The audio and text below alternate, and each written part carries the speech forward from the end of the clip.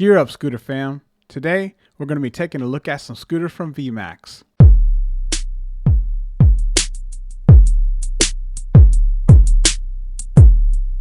Hey guys, alright. Before we get into the video, I just want to remind you there are 3 ways to support the channel. Buy me a coffee, pick up some merch, or join me on Patreon. Thanks for your support. Alright, now before we take a look at some of these scooters, I wanted to give you some news that I just found out that was a bit of a surprise to me. Paul Somerville of Electric Scooter Guide, ESG, has left the channel and is going to be in charge of social media over there at VMAX. And so I just found that out today, and I decided to, on that note, and to support him and his move, that I would do a video kind of featuring some of the scooters from VMAX and kind of talking about them, sort of which ones the best are, and so forth. So this video really is in light of him going to VMAX and wishing him the best of luck there. I think the ESG channel is going to be a lot different without Paul.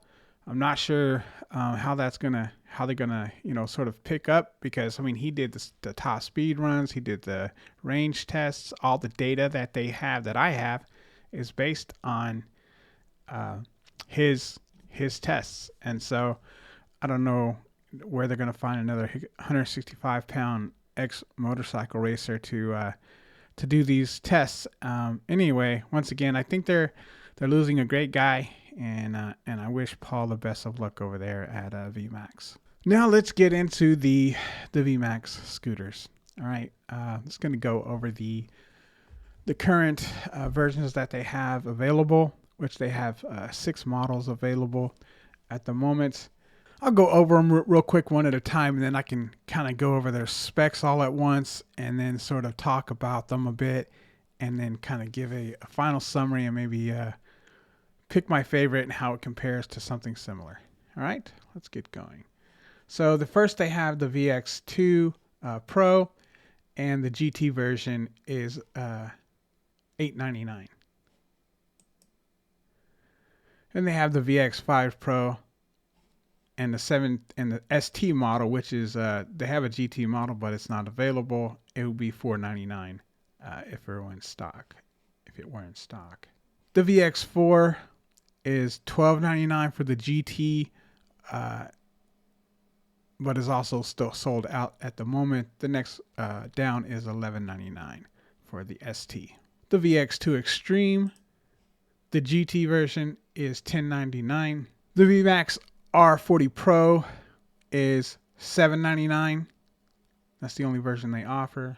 The only dual motor that VMAX offers is the R55 Pro, and it is $1099 at the moment. Since we went over those, let's go back into sort of each one in the specs. So the VX2 Extreme GT version gets about 29 miles of range. The VX4 over 39 miles of range. That's the GT version. The VX2 Pro GT gets about 30 miles of range. The VX5 Pro GT gets just over 23 miles of range. And the R40 Pro, I didn't have some data on, but my estimation with my statistical measure is right at 24 miles of range, and the R55 Pro right at 25 miles of range. So both of the last two are my estimations, and roughly 24-25 miles of range based on my calculation. Top speed for the VX2 Extreme GT is just over 26 miles per hour. The VX4 GT just over 25 miles per hour. The VX2 Pro GT over 24 miles an hour. The VX5 Pro GT 18 miles an hour. The R40 Pro 25 miles an hour, and the R55 Pro 34 miles an hour. So the R55 Pro, being the dual motor, probably being the fastest, most powerful scooter, it is a pretty good deal right now at $1099, just as we're talking about this. So The weight, the R55 Pro and the VX4 GT are the heaviest, right just at 65 pounds. And then the R40 Pro is at 53 pounds. After that, you have the VX2 Pro GT and the VX2 Extreme GT, both right over 45 pounds. The VX5 Pro GT is right at 37 pounds. So that would make the lightest of the bunch.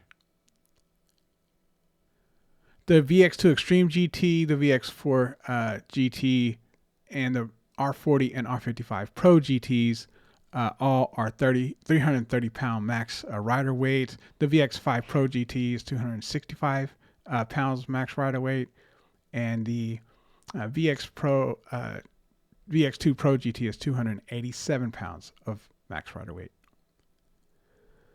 For the motor power, the VX2 Extreme GT is 500, as is the 4X GT, the VX2 Pro GT, and the R40 Pro, all 500 watt motor, single motor. The VX5 Pro GT is 400 watt single motor, and from what I can see, the R55 Pro is 1000 watt dual motors. They all have a 48 volt battery, besides the VX5 Pro GT, which has a 36 volt battery. They're all single motors except for the R55 Pro, which is a dual motor. The VX4 GT, the R40 Pro, and the R55 Pro all have dual suspension, and the V2 Extreme GT, the VX Pro G2 Pro GT, and the VX5 Pro GT do not have any suspension at all. The R40 Pro and the R55 Pro both have dual disc brakes. The VX4 GT has front drum brakes and rear disc brakes, and the rest of them have front drum brake and regen brake, which would be the VX2 Extreme GT, the VX2 Pro GT, and the VX5 Pro GT. They all have 10-inch tires except the VX5 Pro GT, which has 9-inch tires. They all have pneumatic tubeless tires except the VX5 Pro GT, which has tubed tires. The R40 Pro and the R55 Pro are both IPX5 rating, and all the rest are IPX6 ratings. So not too bad on that. And they are all UL listed.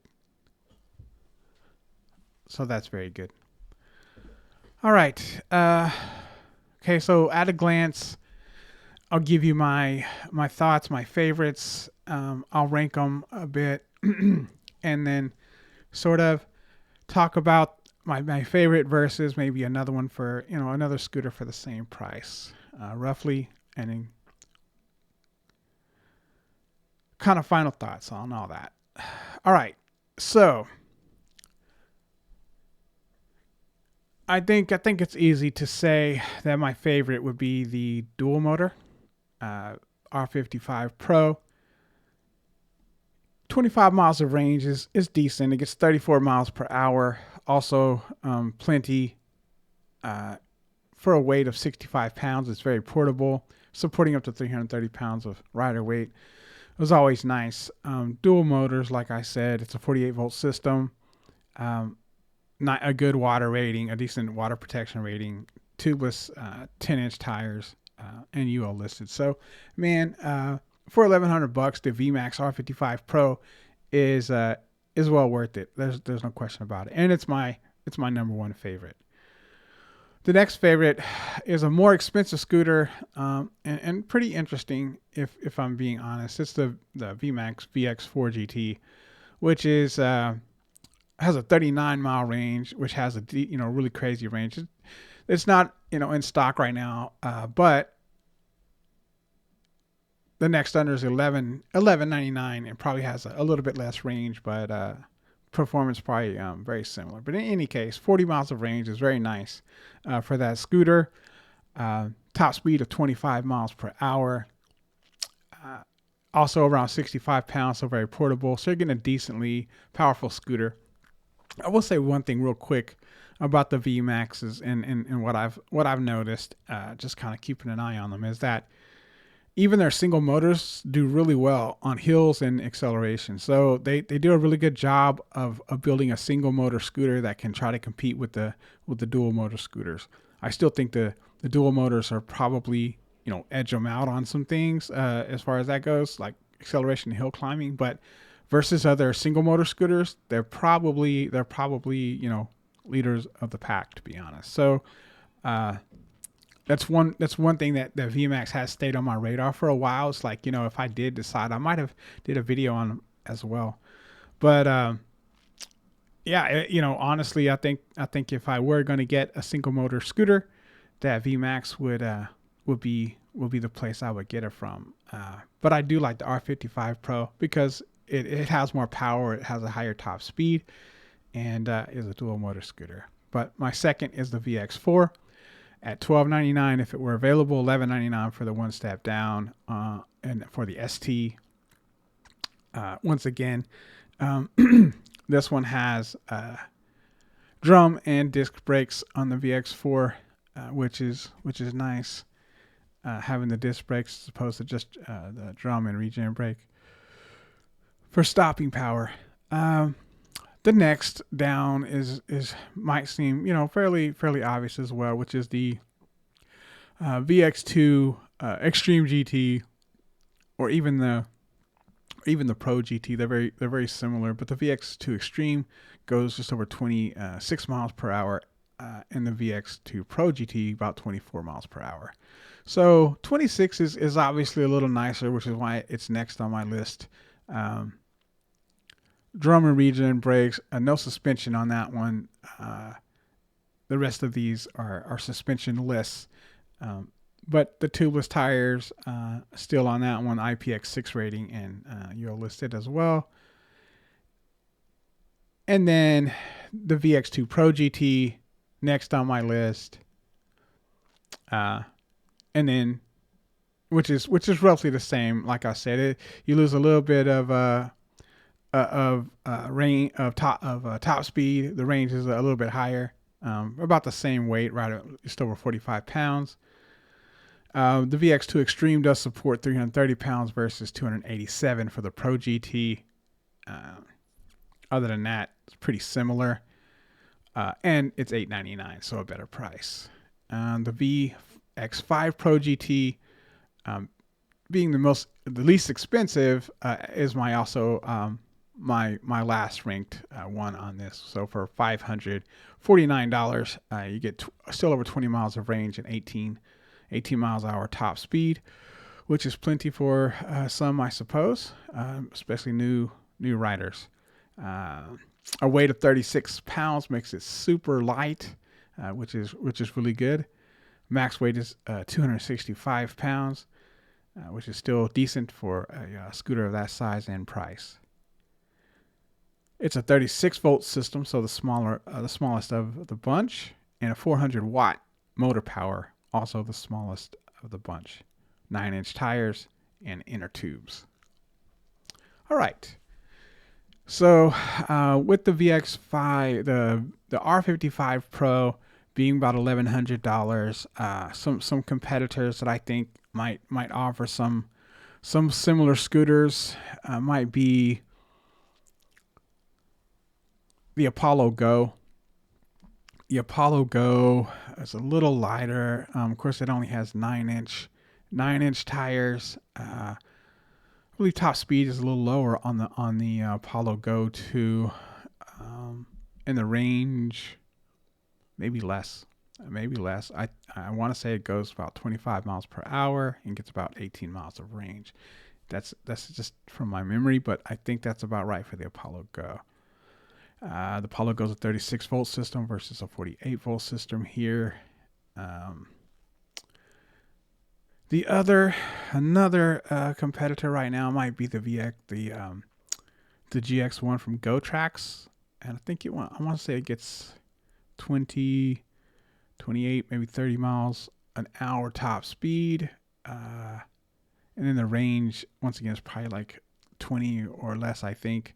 So this one still competes very well with that, with a 25 range and a 34 mph top speed. I don't believe you get up to the 34 mph until maybe the GX3, maybe I think gets up to 30, 35, I believe, something like that. So, which is twice as much as this scooter. So in the range that really competes, I would say that, which is the GX1, will be the closest. This one beats it out just a little bit. They both have 10-inch tires, from my memory, tubeless, I believe. And let's see what else could possibly compete.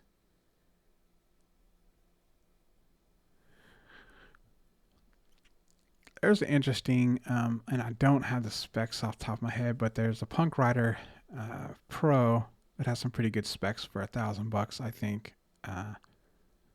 That does compete fairly well with this scooter.